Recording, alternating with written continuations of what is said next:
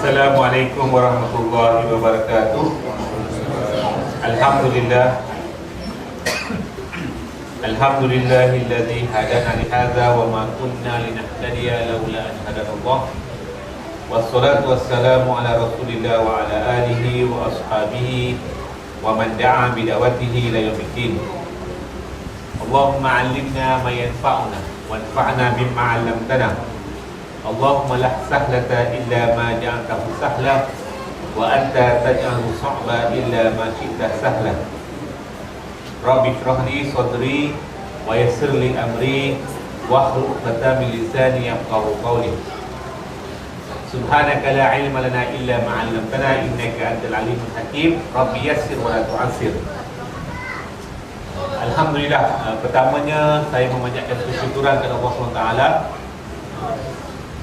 kerana dapat hadir pada malam ini, dan saya juga mengucapkan jutaan terima kasih khususnya kepada pengurusi surau dan seluruh terkuasa surau, Tuan Imam dan juga seluruh sidang jamaah muslimin dan muslimat yang telah sudi membenarkan saya untuk hadir pada malam ini, dan diberi kesempatan pula untuk mengambil masa ini untuk kita sama-sama, saya lebih kurang tazkirah lah, bukan nak ceramah dan sebagainya.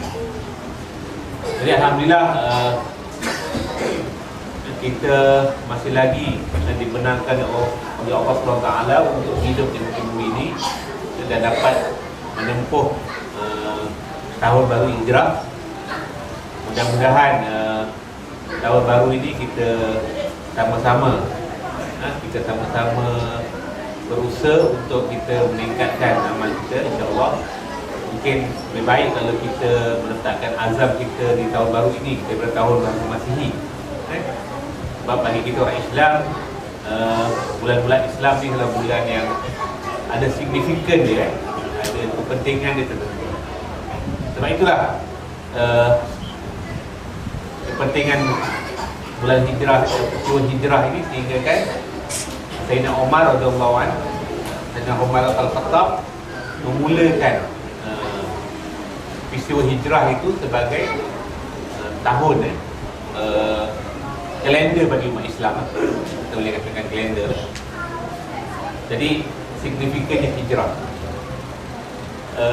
Tuan-tuan dan puan yang dikasihi sekalian, saya ingin memulakan ini dengan meletakkan satu, orang kata, caveat lah. Maknanya saya ni pertamanya bukan yang terbaik di kalangan tuan-tuan dan puan sekalian lah.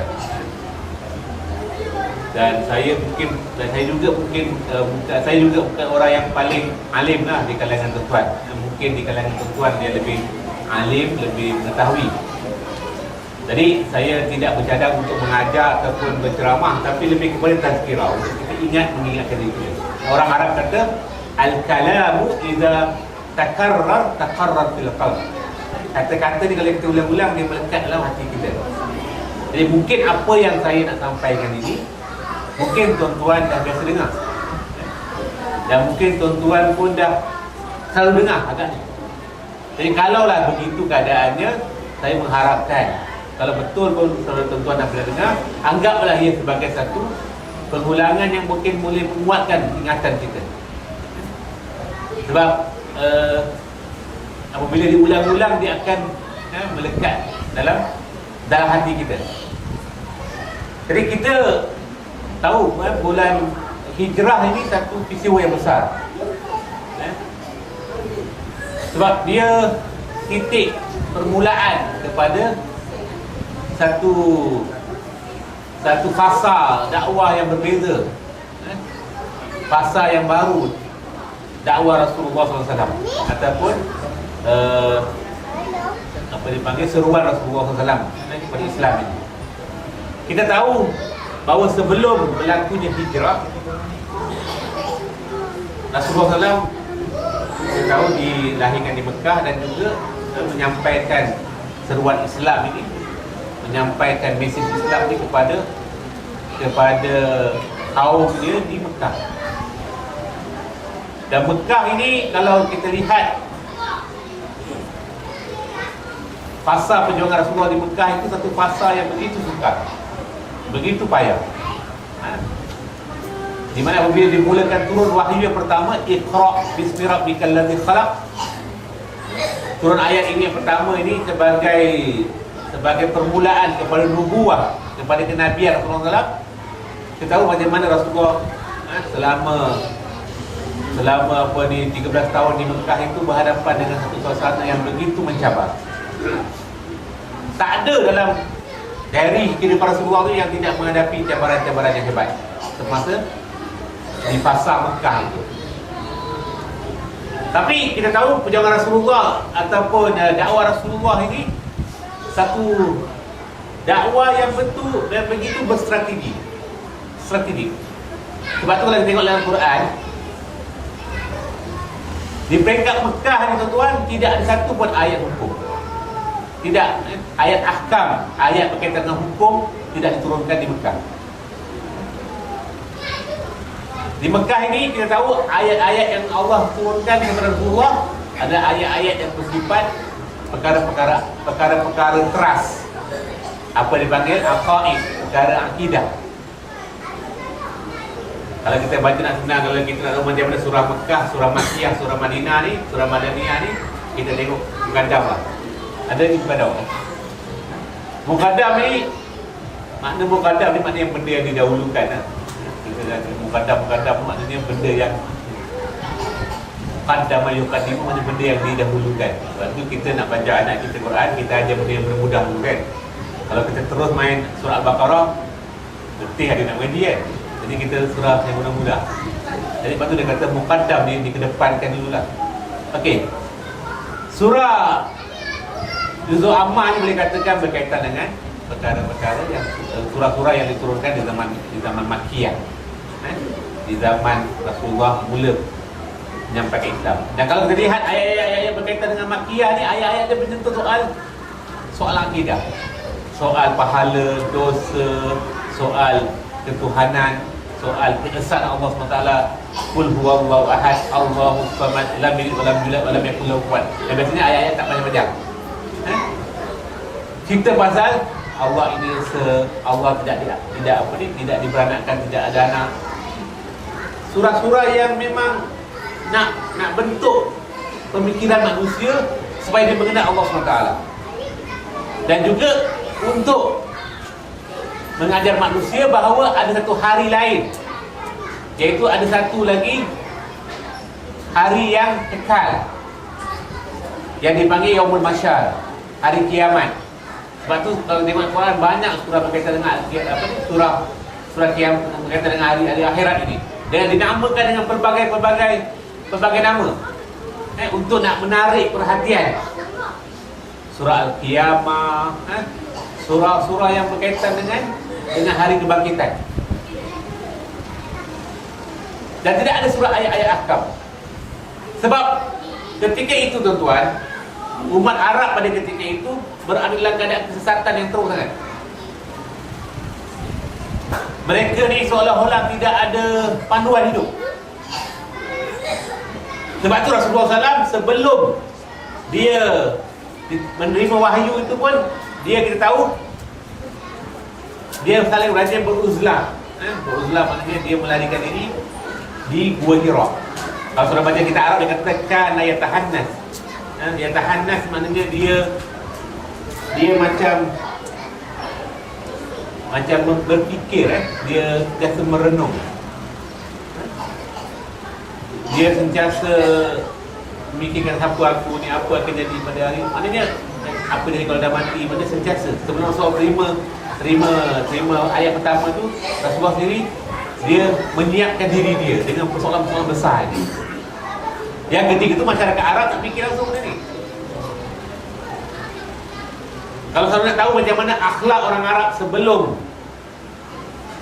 menerima risalah Rasulullah SAW, lihatlah apa yang dikatakan oleh Ja'far Abu Talib. Imam Ja'far Abu Talib ni, kalau saudara dia panggil juga Ja'far At-Tayyar. Kalau saudara pergi di Jordan, saudara akan lihat dia punya Ja'far At-Tayyar ni Siapa tahu dia dibunuh di mana? Dia dibunuh masa perang apa? Perang Putar dia. Sebab tu kalau tengok tangan dia tu, dalam keadaan dia berperang tuan, dia pegang tangan dia yang pertama pegang bendera. Bila kena potong dia pegang pula tangan kiri. Sebab tu kalau saudara pergi di tempat di mana Ma'rakatul Mu'tah tu, di mana tempat dia katakan berlakunya peperangan tu, di situlah tangan dia tu dimakamkan. Kita akan lihat di kubur tangan dia. Jadi apabila penindasan yang dilakukan begitu kuat ke atas umat Islam di Mekah, maka antara lain Rasulullah telah meminta supaya orang-orang Islam yang ditekan ini, yang ditindas ini untuk berhijrah ke Habasyah. Hatta masa dia berhijrah ke Habasyah tu pun, orang kafir Quraisy ni masih lagi hantar dia punya SB lah, orang kata veteran lah. Kalau bahasa sekarang veteran lah. Dia hantar untuk siasat, untuk ganggu je umat Islam. Amrul al-As katanya. Zaman belum Islam ni. Untuk mempengaruhi orang-orang Raja Hamsyi tu supaya tidak menerima kedatangan ataupun memberi kuasa politik, memberi perlindungan politik kepada rombongan umat Islam yang diketuai oleh Ja'far. Lepas tu kita tahu Raja Hamsyah panggil Ja'far ni, Imam Ja'far Wayar ini, dan ditanya, kenapalah kamu mengikut perjuangan Nabi Muhammad SAW? Apa yang istimewa itu?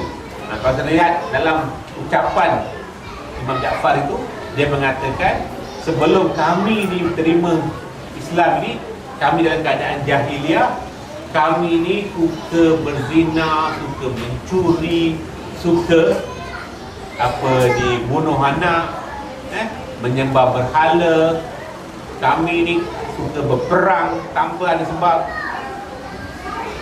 Kalau saudara baca kitab-kitab, dia katakan orang-orang Arab ketika belum terimanya menerima Islam ini, mereka pernah berperang kadang-kadang sebab yang remeh.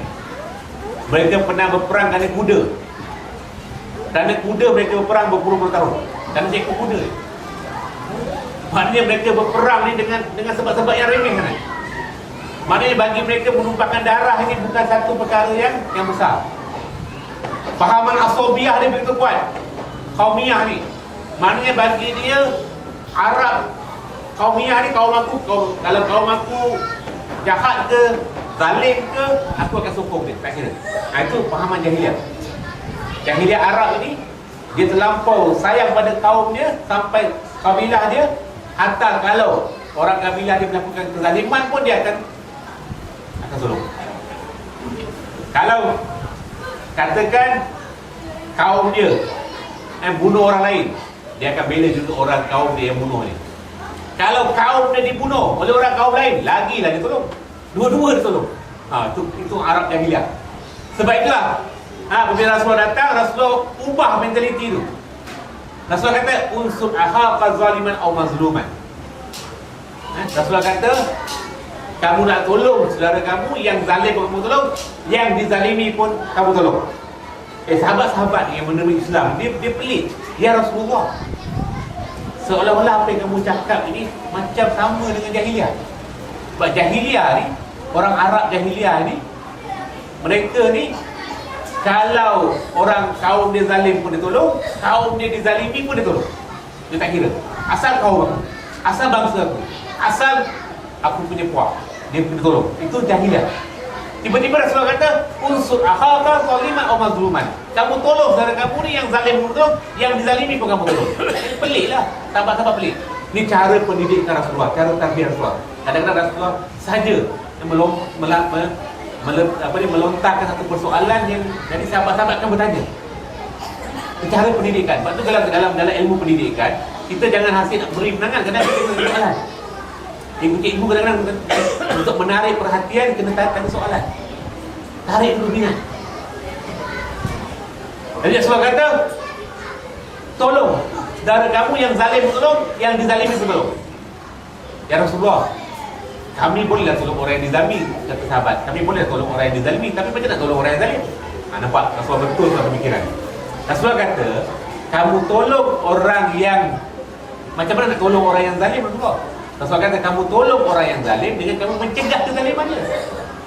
Nampak? Macam mana Rasulullah ubah paradigmship orang kata kan, paradigma berfikir. Kalau orang jahiliah tolong zalim tu asal kau mampu aku tolong zalim. Tapi Rasulullah kata tolong sahabat kamu, tolong saudara kamu bukan dengan menyokong kezaliman dia, dengan memberhentikan kezaliman dia. Sebab tu tuan, kalau orang zalim, orang jahat, tiba-tiba kita tegar dia, kita nasihat dia, patutnya dia terima kasih pada kita, dia bagi duit lagi. Patutnya. Betul tak? Sebab apa kita tolong dia? Dan Islam tuan, agama yang tak boleh kompromis dengan zalim ini. Islam satu agama yang tak boleh kompromis dengan zalim, dan Islam juga satu agama yang mempromosikan keadilan mutlak. Betul dalam dalam Islam dia kata wala tarkan ilal ladzina zalamu fatamassakun nar. Janganlah kamu cenderung pada zalim. Cenderung tak boleh. Kerana kalau kamu cenderung pada zalim, kamu akan sentuh ke neraka. Kisah masyhur tuan, pernah berlaku di zaman seorang ulama yang hidup di zaman Hajjaj Yusuf As-Saqafi. Hajjaj Yusuf As-Saqafi seorang gubernur Islam yang zalim, bunuh banyak ulama. Masa tu pemerintah Islam, tapi dalam pemerintah Islam ada golongan-golongan yang zalim ada berlaku sepanjang zaman ada berlaku. Jadi Hajjaj Yusuf As-Saqafi ni seorang gubernur yang zalim. Ulama terakhir yang dia bunuh adalah Zubair. Sa'id bin Jubair. Sa'id bin Jubair ni tuan-tuan dibunuh. Jadi pakar hadis. Dia ni yang dipanggil tabi'in. Kita tahu sahabat tabi'in kan. Tabi'in ni orang yang hidup zaman sahabat. Dia tak jumpa dengan Rasulullah. Orang yang hidup zaman Rasulullah sahabat. Orang yang hidup di zaman sahabat berhidup tabi'in. Orang yang hidup di zaman tabi'in tabi'in. Kita ni tak tabi'in apa tahu tak? Kita ni dah tabi'in banyak. Tabi'in ni mengikutlah. Jadi Sa'id bin Jubair ni adalah ulama yang terakhir dibunuh.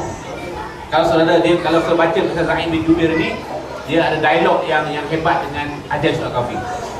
Dia seorang ulama yang berani, yang menyatakan kebenaran. Ulama yang berani ni dia menyatakan kebenaran di hadapan Rasulullah kata afdalul jihad kalimatul haqqin inda sultanil jahil. Sehebat-hebat, seafdal, yang apa ni, jihad yang paling afdal adalah kamu bercakap benda yang benar di hadapan pemerintah yang zalim. Zalim ini Islam boleh kompromi. Jadi dalam zaman berlaku di zaman Hajjaj Yusuf As-Saqafi ni, kita tahu dia ni seorang yang zalim, bunuh para ulama. Lepas dia bunuh Sa'id bin Jubair tu, akhirnya dia meninggal. Katanya masa bila dia tidur pun dia asyik nampak muka Sa'id bin Jubair. Dia bunuh ulama kan. Jadi satu hari baju dia, jubah dia koyak. Jadi dia minta tukang jahit seluruh Baghdad itu jahit baju dia, jubah dia. Tiba-tiba tak ada seorang pun tukang jahit yang sudi jahit baju dia, jubah dia. Padahal dia gubernur. Kalau jahit baju gubernur tu tuan, ibarat jahit baju menteri lah. Jahit satu mungkin dapat projek baru. Patutnya lah, sebab you dah buat jahit baju gubernur, bukan main. Kalau kita mesti kita seronok kan. Mungkin lepas jahit satu dia bagi dua, lepas dua, tiga, empat boleh dapat ni projek. Tapi tak ada seorang pun daripada kalangan tukang jahit di Baghdad itu yang mau jahit baju dia. Akhirnya puan-puan saya jumpa orang. Itu pun tukang jahit kata boleh jahit, tapi aku nak minta ulama dulu, minta pendapat ulama dulu. Maknanya ketika itu tuan, orang Islam dia masih lagi mengambil dia panggil menghormati ulama. Dia tak buat satu benda kecuali dia minta pendapat ulama. Jadi ulama ini tuan menasihatkan, kalau kamu jahit baju orang yang zalim, kamu juga sebenarnya menyokong kezaliman. Karena ayat Quran mengatakan wala tarkanu ilal ladzina zalamu fatamassakun. Janganlah kamu cenderung pada orang yang melakukan zalim, nanti kamu akan dihukum neraka. Sebab itulah agama Islam dia tak boleh kompromi dengan kezaliman. Kezaliman tak boleh. Hatta sebab tu bila lawan kezaliman yang adil lah. Jadi Islam ni mempromosikan keadilan yang mutlak. Keadilan mutlak dalam Islam ni sehingga ke peringkat anak kita ke saudara mara kita melakukan kesalahan pun kita tak boleh nak tak boleh nak menyebelahi. Sebab tu Quran mengatakan wala yajrimannakum syana'an qaumin ala ta'dilu i'dilu wa aqrabul taqwa. Janganlah kerana kebencian kaum menyebabkan kamu tidak adil. Berlaku adil lah kerana dia berikan diri pada ketakwaan. Ini ayat ini saya sering baca nak mengatakan bahawa ayat ini adalah menunjukkan bagaimana Islam ni dia mempromosi keadilan yang mutlak. Kalau dalam jalan Islam Rasulullah kata law kana Fatimah binti Muhammad saraqat la qata'tu yadaha atau maqal. Kalau sekiranya Fatimah anak kesayanganku, putri kesayanganku mencuri pun pasti aku akan potong tangan dia. Sebab tu dalam Islam dia tidak ada kompromi tentang kezaliman dan juga menegakkan keadilan. Dan dia sebab tu dalam sejarah Islam kita lihat khalifah pergi mahkamah pun kadang-kadang kalah. Sebab apa? Dia tak kira kezaliman ni, dia keadilan ni dia mutlak. Jadi kembali semula. Jadi Rasulullah betulkan fahaman kaumiyah itu. Rasulullah kata Arab ni terlalu kuat pegangan perkauman ni. Sebab tu Rasulullah mengatakan dalam hadis laisa minna man da'a ila sabiyah wa laisa minna man qatala ala sabiyah wa laisa minna man mata ala sabiyah. Bukan daripada kalangan kami, Rasulullah kata, orang yang menyeru kepada asabiyah. Bukan daripada kami orang yang berperang berjuang atas asabiyah. Bukan daripada kalangan kami orang yang mati dalam asabiyah. Jadi sahabat tanya Rasulullah, ya Rasulullah, apa dia mal asabiyah tu ya Rasulullah? Apa asabiyah tu ya Rasulullah? Rasulullah kata antu'ina qaumaka ala zulm atau kama qala. Rasulullah kata asabiyah itu adalah kamu tolong kaum kamu, bangsa kamu walaupun kaum kamu dalam kezaliman. Ini yang tak boleh. Jadi Islam ni satu agama yang dia menyeru kepada persaudaraan, tapi dalam masa yang sama dia tidak membabi buta. Kerana kaum kita Melayu, kita kena. Tak ada. Kerana kaum kita Cina, kita kena. Kalau tak ada, Islam ni agama yang dia menyeru kepada keadilan yang bersifat universal. Sebab tu dalam zaman Islam tuan, orang boleh hidup dalam zaman ni. Orang Islam ni, orang Islam boleh hidup di negara umat Islam dan mereka tidak rasa tertindas. Bacalah sejarah-sejarah.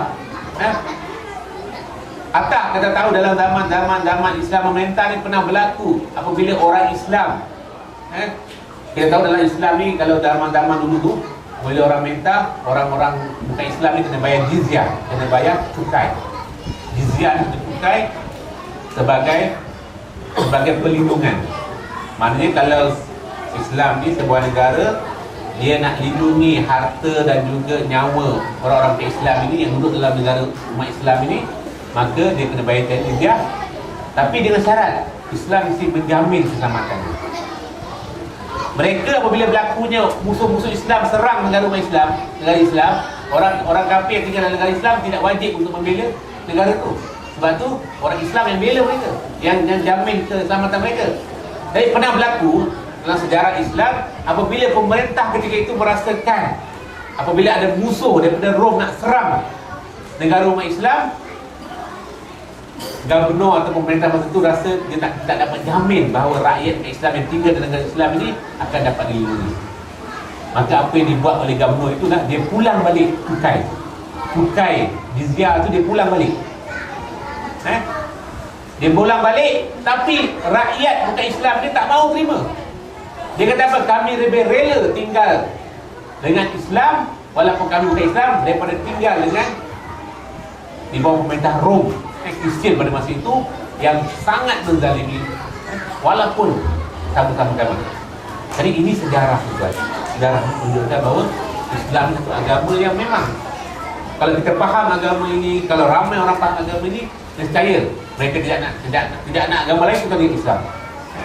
Sebab tu saya baru baca tadi, semalam saya sempat baca pelakon Hollywood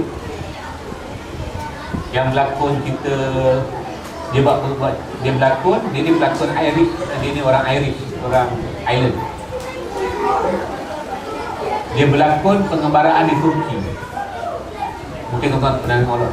Saya pun tengok cerita tu. Saya pun minat kadang cerita yang hebat-hebat lah, cerita yang tak suka. Apa tak saya tajuk filem dia Taken. Dalam filem itu tuan-tuan, dia buat pengembaraan di Turki, di Istanbul. Tadi pelakon Hollywood ini dia kata dalam sepanjang saya dekat Turki ni, 5 hari sekali saya dengar azan. Dia kata it drives me crazy. dia kata dia tertarik dengan azan itu sampai dia kata dia bercadar untuk masuk Islam. Mana kehebatan Islam ini. Itu baru azan tu. Kalau dia mendalami lagi Islam ini, tuan-tuan, dia akan mungkin dia ni seorang Katolik, seorang Kristian Katolik, dia akan lebih mengenai Islam.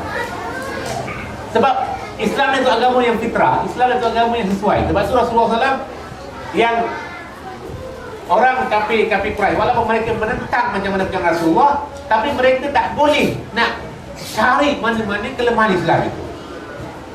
Sebab tu kalau kita tengok dalam perjuangan Rasulullah, orang kafir ini mereka menentang ni kerana dengki, kerana tak suka, bukan kerana ada kepentingan.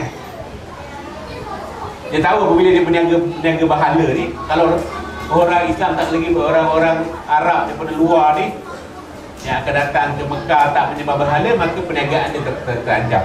Maknanya ada kepentingan. Dia tak ada pun dalam sejarah, tuan-tuan tengok orang bukan Islam ni, dia Abu Jahal ke apa, mereka berdebat dengan Islam, kata Islam tak bagus, tak ada. Malahan kalau tengok dalam sirah, yang geng-geng dia punya pemuka-pemuka Quraisy ini yang kuat tentang Rasulullah pun, malam-malam hari mereka pergi mengendap untuk dengar baca Quran. Tak banyak dalam sirah. Kak Walid Al-Mughirah, ini semua orang-orang kepala pengat orang kata kan. Dia memang kuat menentang. Tapi malam-malam mereka dengar baca Quran. Dengar ceramah lah kira, dengar dulu. Maknanya mereka dengar, lepas tu pagi-pagi mereka dia pergi ikut yang surat yang ini, ikut lorong ni, hari ni bertemu. Lepas tu mereka pun cakap dengan mereka, kita lawan Muhammad, tiba-tiba kita dengar pula seruan Muhammad. Besok jangan buat lagi lah. Besok malam datang lagi, jumpa lagi. Maknanya tuan-tuan, mereka tahu apa yang dibawa oleh Islam ni benar. Sebab tu Islam tuan-tuan, dia tak perlu kita nak gunakan kekerasan. Sebab tu la ikrah fid din, tidak ada paksaan dalam agama. Qad tabayyana rusydu minal ghayy. Faman yakfur bit-taghut wa yu'min billah faqad istamsaka bil urwatil wuthqa lan tusama laha. Wallahu sami'un alim. Allah mengatakan tidak ada paksaan dalam agama. Sebab paksa ni bermakna kita seolah-olah menganggap Islam ni mungkin tak kuat hujah ni, sebab tu kita paksa orang terima. Islam tidak begitu. Islam dia satu agama yang memang mempunyai kekuatan hujah. Sebab dia agama yang sesuai dengan fitrah manusia. Tak ada dalam Islam ini yang manusia tak boleh rasionalkan dari segi kebaikan dia, tak ada. Ketaklah apa pun. Sebab tu orang Islam adalah orang Islam adalah orang yang paling berani untuk berdebat dengan mana-mana pihak. Dan dalam sejarah Islam pun, kita tengok bila Islam berdebat dengan mana-mana agama ke, ideologi ke, dia pasti akan menang. Tengok Ahmad Didat kan, dia berdebat dengan Kristian. Dia boleh hafal pula kitab apa ni? Kitab Bible ni. Anak murid dia, siapa ni? Yang India tu. Apa dia? Banyak dengar ni. Yang kita ingat. Apa ni? Balik yang India dulu, India tu. Zakir Naik, ya. Zakir Naik kan? Zakir Naik lagi hebat. Dia anak murid daripada Ahmad Didat. Tapi dia lagi hebat. Dengan kitab-kitab Mahabharata pun dia hafal. Kitab Hindu pun dia hafal. Ini kelebihan orang Islam. Sebab tu Islam ni dia tubuh halatu ingkun sadiqin. Senang je Islam. Kalau kamu betul, berikan hujah. Sebab tu kita orang Islam tuan, kita tak perlu gunakan kekerasan untuk nak menarik orang ke Islam. Sebab tu kita tengok dalam sejarah Rasulullah tidak gunakan kekerasan. Lau kunta faddan ghalizal qalb dan faddu min hawlik. Kalau kamu keras, orang akan lari dari kamu. Sebab tu Rasulullah dia seorang yang dia kata bu'istu muyassirin wala mu'assirin. Aku diutuskan untuk memudahkan, bukan untuk menyusahkan. Sebab tu Rasulullah paling marah kalau orang memayahkan.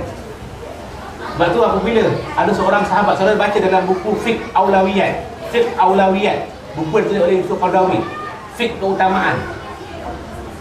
Antaranya orang Islam ini dalam buku itu dinyatakan bagaimana Islam itu agama yang mudah. Sebab tu Rasulullah marah apabila ada seorang imam yang baca panjang dalam semayang, sehinggakan orang tak nak pergi semayang lagi. Bukan tak boleh baca panjang, tapi ada masa-masa kena tengok dulu. Kalau dalam belakang kita punya jamaah ni ada orang tua ke yang tak sihat ke, kita pun main mana. Saya pun ada tu cerita tuan. Saya nak ceritakan, kadang-kadang orang ni mungkin dia mengaji tapi tak ada kepahaman. Fik tak ada. Tuan-tuan, kalau kita pergi airport, biasanya orang pergi airport ni orang yang nak hari ke orang yang nak lengah-lengah? Orang dalam keadaan nak ni kan, nak cepat. Lagi kalau pagi-pagi. Kalau kita kata flight pukul 7, kita kalau boleh semayang tu, kalau boleh nak express ambil lah. Pernah berlaku di masjid dekat SCCT hari Jumaat. Imam ni dia pergi bantai rakyat sejadah. Ini yang saya kata tak ada fit. Sedangkan orang kat belakang tu, mula-mula jadi imam okey lah. Sebahagian besar mufarakah. Sebab dia flight nak pukul 7. Kalau tuan-tuan hari Ahad cuti ma'al hijrah ke, cuti apa, bantai lah jangan apa. Mentah-mentah dia ingat jadi wajib pula. Ayat sejadah tu bukan wajib. Apa dia pergi bantai dia di lapangan terbang. Kawan saya kata mufarakah lah, anak kau mufarakah. Ini contoh. Kadang-kadang kita tak pandai, tak ada contoh teman. Jadi Islam tuan-tuan, dia meniru pada kita. Islam ajar kita apa? Ud'u ila sabili rabbika bil hikmah wal mau'izatil hasanah wajadihum billati ahsan. Ni kaedah dakwah dalam Islam. Ajak manusia ni, ud'u ila sabili rabbika, ajaklah manusia ni kepada jalan Tuhanmu bil hikmah. Orang putih kita dengan wisdom. Hikmah ni tuan-tuan, nak kata terjemah lembut pun tak boleh. Lemah lembut. Hikmah ni tengok keadaan. Sebab tu Rasulullah bila orang datang pada dia, 3 orang dia bagi jawapan yang berbeza-beza. Kalau orang pertama datang, dia kata ayu amal afdal, apa amal yang paling baik? Yang ini dia kata bir walidain. Yang A dia kata kamu naklah amal yang baik ialah kamu dengan kamu baik pada dua ibu bapa. Yang ni pula dia kata apa? As-solat, apa dia, solat pada waktu yang pada waktu solat. Maknanya apa, tiba waktu solat kamu sembahyang. Itu apa? Yang ini pula jihad fisabilillah. Maknanya 3 orang 3 jawapan yang berbeza pada soalan yang sama. Kenapa? Sebab Rasulullah telah hikmah. Maknanya dia tengok orang ni. Orang ini sembahyang kuat, jihad kuat, tapi dengan mak bapak tak ni. Tak berkisah. Yang ini pula dengan mak bapak bagus, sembahyang bagus, pemalas jihad, penakut, bakil, kedekut, semua adalah. Yang ini pula jihad bagus, dari segi dengan mak bapak pun perfect, tapi malas sembahyang. Kalau sembahyang ni dia mentah-mentah lah sembahyang zuhur dengan asar dekat. Dia kalau sembahyang asar pukul 4 dia sembahyang 3.45. Jadi sembahyang asar dia cepat lah, sembahyang zuhur lambat. Dia cantumkan sembahyang. Ada saya dengar cerita, ada seorang kawan saya dari peguam, dia kata bos dia kata kalau sembahyang zuhur mesti dekat asar. Jadi dia kata asar tu main cepat lah, sebab dia tunggu dengan asar dekat. Ini dengan Tuhan pun nak bohong. Jadi tuan-tuan, saya nak katakan 3 jawapan Rasulullah ni menunjukkan hikmah itu. Itulah hikmah. Hikmah ni tak mesti kita bagi jawapan yang sama pada semua orang. Kita tengok keadaan. Lepas tu wal mau'izah, dengan nasihat. Wajadilhum billati ahsan. Taklah kamu juga bermujadalah, hiwar, dialog, debat. Debat bukan untuk nak ni, kita debat untuk mencari kebenaran. Kata Yusuf Al-Qaradawi, mau'izah ni, kita ajak orang dengan nasihat ni kalau orang tu seagama dengan kita. Islam dengan Islam, tuan-tuan janganlah berdebat. Maknanya, sebagai contoh, orang tak semayang, kita tak perlu berdebat. Tiba-tiba kita mentang-mentang tak semayang, kita pun kata mari kita debat pasal hukum semayang. Buat apa? Dia memang tahu semayang itu wajib, cuma dia malas semayang. Jadi janganlah kita berdebat. Anda tak tahu ke semayang ini wajib? Jangan. Seru dia gitu kan. Maknanya kita kena guna nasihat. Nasihat ni macam-macam cara. Kan tengok cucu Rasulullah Imam Hasan dan Husin, dia tengok ada seorang lelaki buat ambil sembahyang tak betul, kan? Dia tengok seorang lelaki ambil sembahyang tak betul. Lepas tu dia nak tegur, dia takut orang tu marah. Orang tua kan, mungkin orang dia rasa aku makan garam dulu. Apa yang dia buat? Dia pura-pura berkelahi. Cucu Rasulullah ni, anak Sayyidina Ali ni, Imam Hasan dan Husin ni, mereka berkelahi. Lepas tu orang tua tanya, kenapa kamu berkelahi? Dia kata sebab, dia kata saya ambil sembahyang tak betul. Saya bilang kata dia punya sembahyang tak betul. Jadi orang tua tu kata, cuba kamu ambil sembahyang. Jadi mereka buat sembahyang tu, tengok-tengok dulu betul. Jadi orang tua tu sedar, rupanya Sayyidina Hasan dan Husin ini nak tunjuk kepada orang tua tu bahawa yang dia memang tak betul. Cara tu nampak tak? Mukizah. Maknanya kita tak mesti dengan kita ni tuan-tuan, jangan ingat mesti cara nak sampaikan dengan cara tu satu cara dia. Kita boleh perbahankan. Ini cara ajaran Islam. Lepas tu Rasulullah kata, Rasulullah mengatakan wajadilahum bil ahsan. Wajadilahum bil ahsan. Kerana kamu dalam bermujadalah, dan ini cara terbaik. Mujadalah ni kata Yusuf Al-Qaradawi, kalau kamu dengan orang yang tidak sealiran dengan kamu, tak seagama kamu keluar, kamu dialog. Sebab tu kita, tuan, kalau orang bukan Islam katakan ada buat pernyataan yang mungkin mungkin mereka ini pernyataan yang kita nampak mungkin tak selalu dengan Islam, jangan terus bantai. Mungkin mereka tak faham pun, tak Islam langsung. Kita pun tak pernah berdakwah pada mereka pun, tiba-tiba nak bantai. Kita ajak mereka keluar, dialog dengan mereka. Sebab Islam, tuan, agama yang memang mempromosi hiwar ini. Dan Al-Quran kata untuk ahlul kitab, wala tujadilu ahlul kitab illa billati ahsan. Janganlah kamu bermujadalah, janganlah kamu berhiwar, dialog dengan ahlul kitab kecuali dengan cara yang paling baik. Ini semua ajaran Quran. Sebab itu kita jangan kita menghina agama mereka, jangan kita mengherdik agama mereka. Quran larang. Wala tasubbu. Allah kata jangan kamu herdik orang yang mengajak daripada Allah. Kerana kalau kamu herdik mereka, herdik agama mereka, kamu hina agama mereka, kamu buka ruang untuk mereka hina agama kamu. Sebagai contoh, orang Hindu, mereka ni menganggap lembu sebagai satu yang mulia. Jangan kita bantai lembu, jangan kita hina lembu dia, jangan kita pijak kepada lembu dia. Sebab dia akan, kita rasa kita nak bela Islam, sebenarnya bila kita buat begitu, kita buka ruang untuk dia pula serang Allah.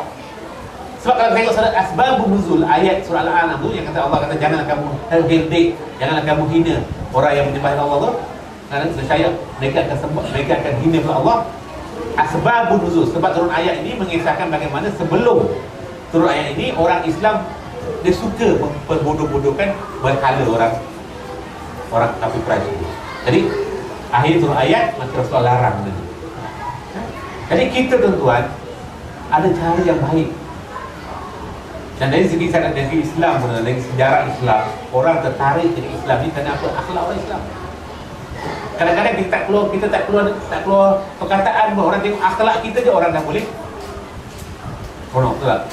Sebab tu pedagang-pedagang daripada India, daripada Arab, daripada negara kita ni, adakah mereka menyampaikan Islam ni dengan kekerasan? Tak ada. Macam mana para miswara boleh berislam? Adakah dengan kekerasan, dengan tempikah, dengan tak ada? Dengan akhlak mereka. Mereka berniaga tu, mereka tak tipu, mereka tak bohong. Kalau mereka jual benda yang macam Imam Abu Hanifah, seorang peniaga. Imam Abu Hanifah seorang businessman. Sebab tu kalau saudara baca tengok mazhab Hanafi ni, dari segi muamalat mereka lebih praktikal. Sebab Imam Abu Hanifah ni seorang peniaga. Kalau kita berniaga ni, kalau kita sekarang ni, kalau Imam Syafi'i, kalau kita beli dengan barang, dengan jual barang, kita kena cakap kan, ada kabul dengan ijab dan kabul. Saya beli, saya terima. Tuan-tuan letih, tuan. Kalau tuan-tuan setiap kali aku beli, aku terima, letih. Jadi Imam Abu Hanifah, dia tahu nature perniagaan ni. Kalau setiap kali cakap aku terima, aku ni, letih lah, beli garam, aku terima. Kadang-kadang terbalik pula. Jadi Imam Abu Hanifah kata Quran, dia kata ajaran Quran tu kata yang penting ada redha. Mana kalau aku jual, kamu jual, aku beli, kamu pun redha jual. Jadi ada redha dah cukup lah. Sebab tu Imam Abu Hanifah tak perlu ada apa ni? Ada cakap, ada apa ni? Sebut ijab dan kabul. Dan kita dalam segi konteks Malaysia ni, kita memang ikut Imam Abu Hanifah dari segi muamalat. Walaupun kita bermazhab Syafi'i dari segi ibadat kita.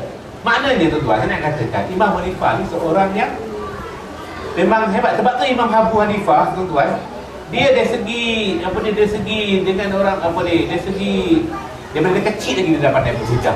Dia seorang yang hebat. Kita banyaklah kita Imam Abu Hanifah ni seorang ulama yang hebat. Jadi saya nak katakan tu berhiwar ni, berdialog ni salah satu ajaran Islam yang kita kena teroka. Sebab tu orang kita tunjukkan. Saya nak kata tadi Imam Abu Hanifah ni dia apabila dia berniaga orang tertarik dengan dia kenapa? Antara kalau dia berniaga tuan, kalau barang yang dijual tu rosak, dia beritahu. Dia jual kan, katakan dia jual perabot lah. Dia kata, pakcik, kerusi ni memang harga dia murah, tapi pakcik nak beritahu, dia kalau pakcik beli mungkin sebulan dah patah. Orang berniaga nak cakap gitu ke? Macam mana? Kita, pakcik, jangan takut pakcik, ini mesti bagus pakcik, saya dah jual ramai orang, saya silap 5 tahun tak patah. Kalau macam gitu tuan, macam orang nak tertarik ke Islam? Kan?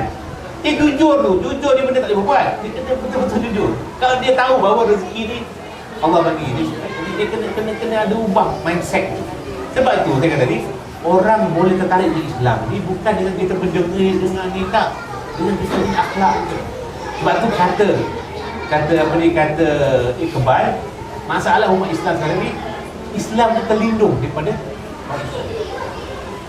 Al-Islam mahjubun bil muslimin.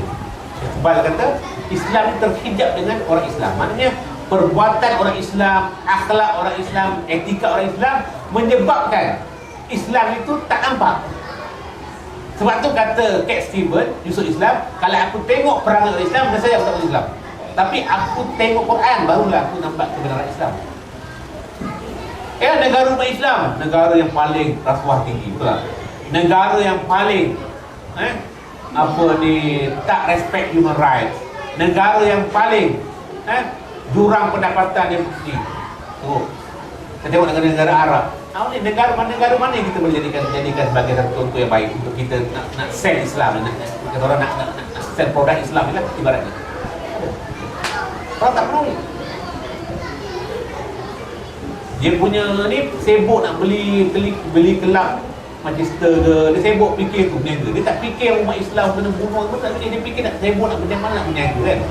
Macam mana nak naikkan bola. Dia sibuk tu. Macam mana orang nak tertarik di Islam tu? Jadi saya nak katakan tuan bahawa Rasulullah SAW hijrah ini dia fasa apabila Rasul dah kuatkan akidah umat Islam ini, sebab itulah bila Rasul sampai di Madinah ni baru turun ayat-ayat berkaitan dengan hukum asal dan orang boleh terima dengan baik itu Islam ini dia tak turun dengan secara ni, dia turun secara tadarruj. Al-Quran dia turun sikit-sikit. Kalau turun secara sekaligus tu orang tersentak, tak boleh nak terima Islam. Sebab tu dia turun sikit-sikit. Bila akidah dah buat, orang boleh terima. Puasa dia boleh puasa, semayang dia boleh semayang. Turun ayat berkaitan dengan hukum muamalat, hukum jinayat, hukum munakahat, semuanya mereka boleh terima. Sebab mereka sebab tu kalau saudara nak baca dalam sirah, saudara baca kisah saudara dalam sirah Rasulullah apabila berlakunya hijrah ini, Rasulullah perkara pertama dia buat ialah bina masjid. Semasa Rasulullah membina masjid tu, kita tahu Rasulullah bersama dengan sahabat-sahabat lain tolong bawa ambil batu-batu tu. Maknanya dia bersama dengan sahabat-sahabat bina masjid. Lepas tu bersama mereka melaungkan satu cogan kata, apa kata? La 'aisha illa 'ishul akhirah. Warham ansar wal muhajirin. Rasulullah dan sahabat-sahabat yang ketika dia buat kerja tu kan, kalau kita sama buat kerja ni kita nyanyi lagu lah kan, lagu-lagu.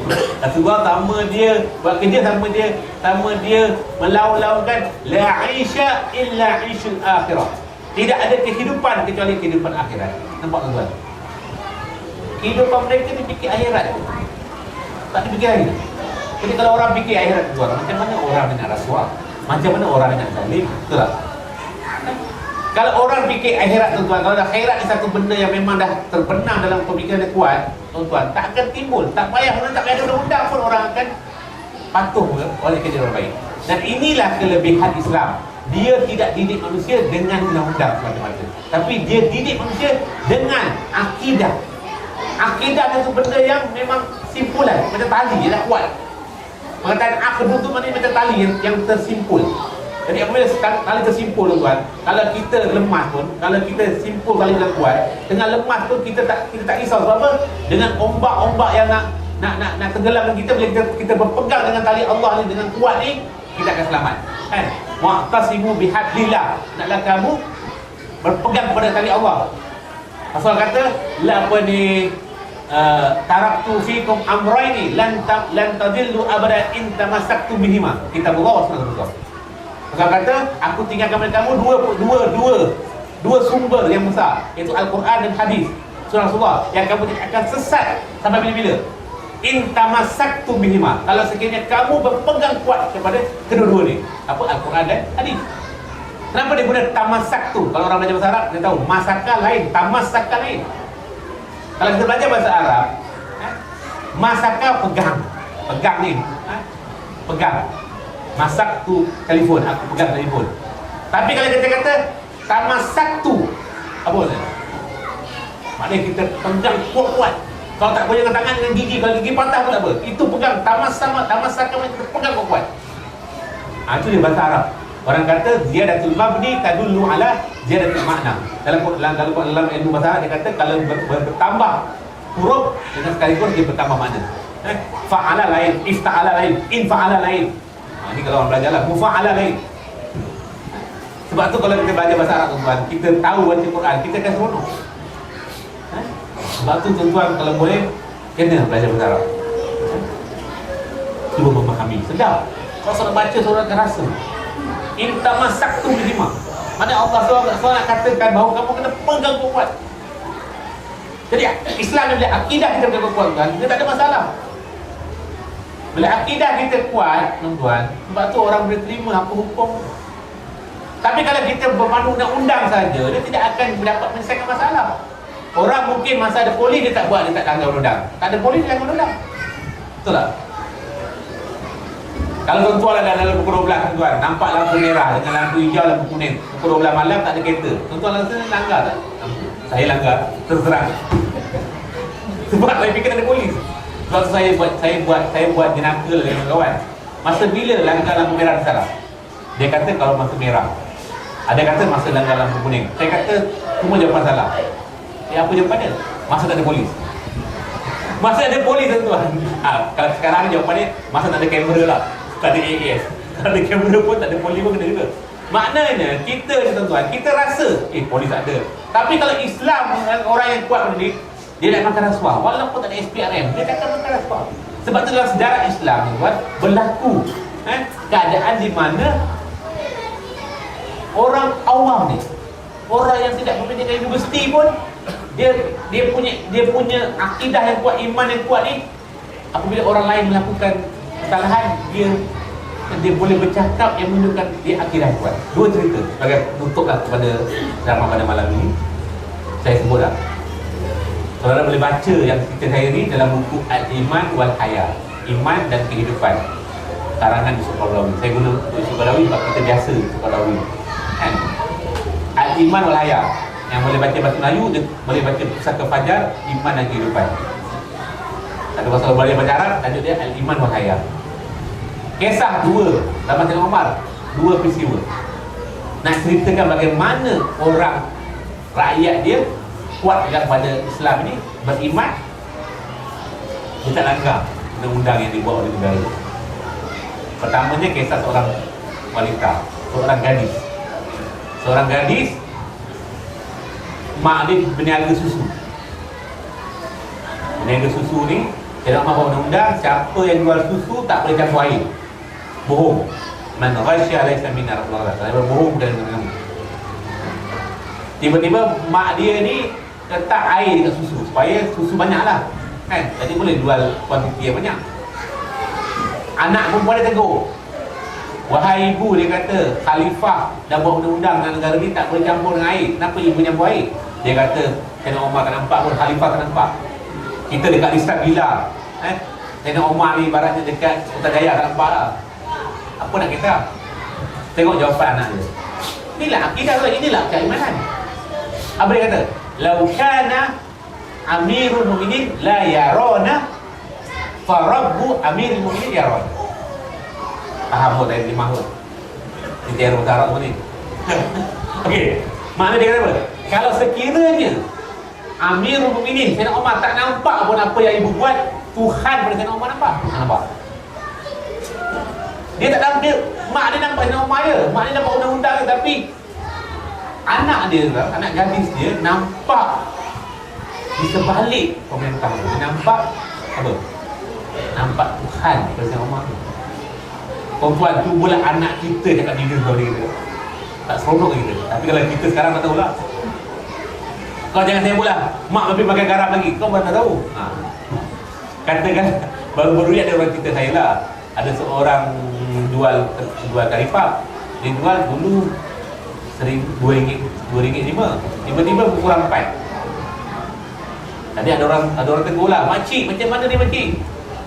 Nah, dulu baru beberapa hari tu makcik jual RM5, sekarang dah 4. Makcik suka-suka naikkan harga. Dia kata makcik bukan naikkan harga, makcik kurangkan subsidi. Dia pula pandai. Ada juga makcik macam tu. Jadi tuan-tuan, maknanya kalau kita anak kita bertegur macam tu, kita seronok betulnya. Betul tak?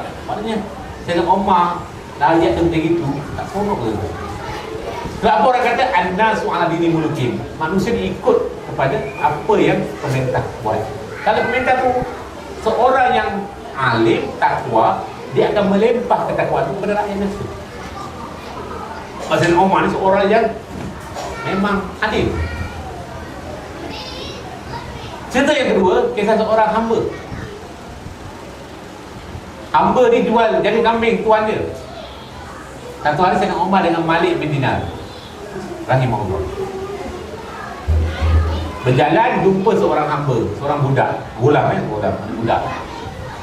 Dia tanya dengan Sayyidina Umar, nak test, nak tengok rakyat dia macam mana. Rakyat dia ni orang yang rasuah ke tak rasuah, orang yang macam mana orang dia, akhlak dia macam mana. Maka Sayyidina Umar test rakyat dia. Sayyidina Umar kata, wahai budak, boleh tak kamu jual seekor kambing daripada suku Malak kambing ni? Jual seekor. Dia kata, wa ana mamluk, aku tak boleh, ni bukan aku punya, aku ni orang yang dimiliki, aku ni hamba, ni kambing tuan aku tak boleh suka-suka jual. Sayyidina Umar kata, tak apa, dia ada, katakan ada 40 ekor, kamu jual seekor, ada 39. Kalau tuan kamu tanya, cakap dengan tuan kamu, serigala seekor ni kena makan apa ni, kambing seekor ni kena makan serigala. Takkan tuan kamu tak percaya? Tengok jawapan depan budak ni. Dia tak kenal Sayyidina Umar tu, dia tak kenal tu adalah Perdana Menteri, dia tak kenal. Dia kata apa? Fa aina Allah? Baiklah kalau aku bohong pada tuan aku kata, iyalah apa serigala makan. Boleh, aku boleh bohong tuan aku mungkin percaya. Tapi fa aina Allah? Nak tak Allah kat mana? Nak tak Allah kat mana? Aku bukan bohong tuan aku, tapi aku tak boleh bohong dengan Allah. Allah pasti akan cantik. Nampak? Sayyidina Umar tuan dengar kalimah tu menangis sama ada gembira atau sedih. Mungkin gembira kerana ada rakyat ni. Besok Sayyidina Umar kembali kepada budak tu, jumpa tuan dia, Sayyidina Umar beli dia. Maknanya Sayyidina Umar bebaskan dia. Sayyidina Umar kata apa? Aku bebaskan kamu kerana kalimah kamu yang pendek ni. Aina Allah, fa aina Allah? Allah di mana? Aku harap hari ini aku bebaskan kamu, tapi jawapan kamu tu aku harap boleh membebaskan kamu daripada api neraka. Ini tuan-tuan. Cuba tuan-tuan bayangkan kalau rakyat macam gini. Tapi nak rakyat macam gini, pemerintah kena betul-betul macam gini juga baru kita boleh. Sebab tu dalam sejarah Islam tuan, ulama-ulama apabila pemerintah nak kenakan cukai ke apa, dia akan bagi nasihat. Saya kata dah tutup. Ini tadi separuh akhir lah, ini patutnya akhir. Tadi semi-final Dia akan datang idea, dia datang. Ni pun saya nak kata, saudara boleh, apa yang saya cerita ni saudara, saya bagi untukkan. Baca buku fiqh zakat. Saya usuk Ghazali dulu. Saya cakap benda juga dalam parlimen. Pada parlimen saya dalam parlimen tu saya baca Quran, saya cakap apa, kita inilah sumber kita orang Islam. Fiqh zakat. Sayyidina Umar Yusuf Qaradawi cerita dua keadaan lagi. Pertamanya, apabila seorang raja nama dia Raja Barbar. Dia seorang raja Mesir. Dia ni berlakunya orang Tatar nak serang negara Islam. Orang Tatar, kita tahu dia orang Tatar ni, orang Tatar, orang Mongolia ni kan. Orang Mongol lah, Tatar ni. Orang Tatar ni, mereka ni seorang yang ganas. Kalau mereka serang negara Islam, habis semua mereka musnahkan pokok lah, perempuan mereka roboh dan sebagainya. Jadi apabila negara umat Islam ni perang, jadi ulama raja ni mereka dikumpul para ulama. Sebab dia kata, boleh tak kami ambil duit daripada rakyat untuk tolong kerajaan, sebab negara nak diserang. Jadi dia kumpul semua ulama. Yang kisah pertama tu, dia kumpul ulama. Salah seorang ulama yang muncul adalah Izzuddin Abdul Salam radhiyallahu anhu. Izzuddin Abdul Salam ni orang kata sultan ulama, seorang ulama yang hebatlah, muktabar, yang seorang yang berani. Kalau saya baca Maqasid Syariah, saya baca dalam buku Izzuddin Abdul Salam ni. Okey, Izzuddin Abdul Salam ni dan seorang lagi, yang satu lagi ni, Raja Zahir Babas ni, Imam Nawawi. Tahu Imam Nawawi kan? Yang kita baca Al 40 kan? Imam Nawawi tu. Jadi yang saya ambil yang kisah yang Imam Nawawi lah. Jadi dia panggil semua ulama nak kumpul cukai supaya kerajaan ni boleh lawan musuh yang nak serang Islam. Maka dia kumpul semua ulama, tiba-tiba dia tengok dia kata semua ulama dah datang. Dah, seorang je dapat datang. Siapa? Imam Nawawi.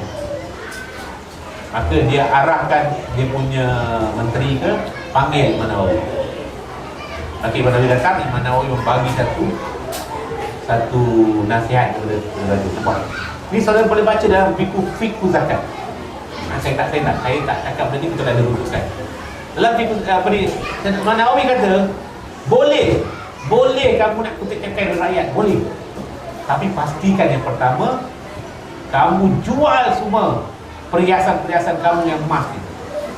Tentera kamu semua ni dapat imbuhan-imbuhan berbentuk emas, pakai baju bersulam emas, jual semua ni, jadikan sebagai hasil negara, masuk ke dalam khazanah negara. Ni gundik-gundik kamu ni, yang kamu bagi seorang sejongkong emas ni, jual semua jongkong emas, supaya kamu, tentera kamu, gundik-gundik kamu ni macam rakyat biasa. Lepas tu kalau kamu dah jual semua ni, duit masuk cukup, baru kamu boleh ambil cukai. Kalau tidak, jangan. Raja marah, raja suruh dia balik, dia pergi ke balik kampung ni. Nawawi kan, Nawawi. Saya nak cerita tuan-tuan, tengok ulama Islam tak takut menyatakan kebenaran. Maknanya boleh kutip cukai, tapi dengan syarat kamu sendiri sebagai pemerintah mestilah berlaku adil. Jangan membazir, jangan salah guna wang. Sebab tu dia kata, kamu ada di pemerintah, kamu boleh hiasan emas, bagi tentera kamu, bagi gundik kamu dengan ni.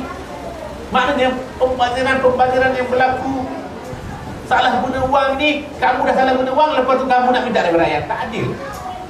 Betul, Izzuddin Salam pun nasihat benda yang sama. Tapi tuan-tuan, saya nak katakan, inilah sifat ulama, dia mesti menegur pemerintah. Kalau pemerintah betul, dalam cara Islam itu berlaku. Dan kita patut puji pemerintah pada benda itu, sebab dia minta pada ulama. Maknanya dia masih lagi menghargai ulama bagi pandangan. Jadi sebab itulah tuan-tuan, inilah yang kita patut kena ni. Jangan bila kita tegur pemerintah benda-benda ni, kita jangan ni. Ini adalah sebahagian daripada kita membantu. Saya kata, kalau kita menegur orang yang zalim, kita bukan mencegah dia kezalimannya, bukan bermakna kita benci dengan dia. Sebenarnya kita sayang dia. Orang yang biarkan orang yang zalim terus dengan kezaliman, orang itu hakikatnya tak sayang pada orang yang zalim. Sebab dia biarkan. Orang kata dalam bahasa Melayu, sokong bawa rebah.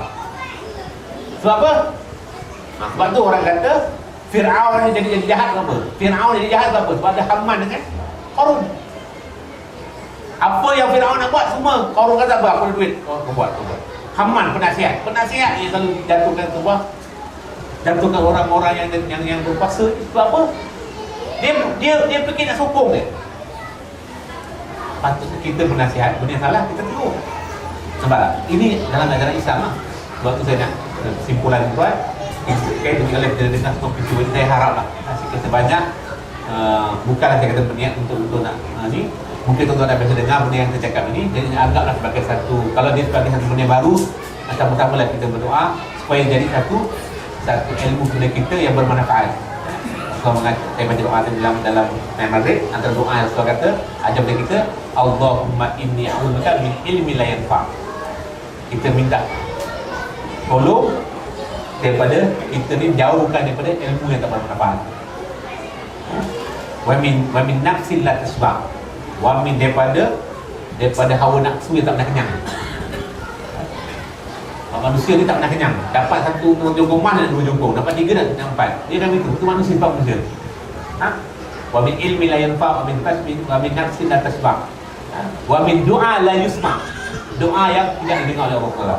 Jadi kita semua kita haraplah segala yang kita dapat ini, apa yang baik daripada Allah Taala, apa yang segala kekurangan daripada diri saya sendiri. Dan saya mohon maaf jika apa yang disampaikan ini mungkin ada kekasaran ataupun mungkin ada yang tidak menyenangkan. Itu saya mohon maaf. Sekali lagi saya memohon mengucapkan jutaan terima kasih kepada pihak Masjid Ibahat Surau. Mudah-mudahan ini bukan kali pertama kita berjumpa. Mudah-mudahan kita akan berjumpa lagi. Mari sama-sama kita beriktikaf, kita berusaha untuk kita semua menjadi hamba Allah yang baik, jadi seorang mukmin yang betul-betul beriman kepada Allah dan mengikut akhlak Rasulullah SAW. InsyaAllah. Aqulu qawli hadza wa astaghfirullaah. Wassalamualaikum warahmatullahi wabarakatuh.